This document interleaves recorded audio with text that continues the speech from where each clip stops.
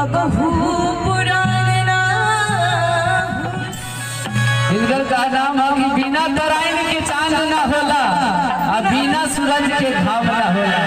प्रेमी भले कतनो पुरान हो जाई बाकी प्रेम कबो पुरान ना होला। धन्यवाद बजाई जोरदार ताली। जो दोस्ती यारी अपने यार में लूटे उनके लिए, जो भी अपनी यारी दोस्तों में लूटे हैं, अगर यार दोस्तों ने दोस्त को लुटाया है उनके लिए गाना है। आजकल तो हमेशा दोस्ती में लूट ही होता है, आज दोस्त है कल झगड़ा चल उनके लिए कि लूट गई यार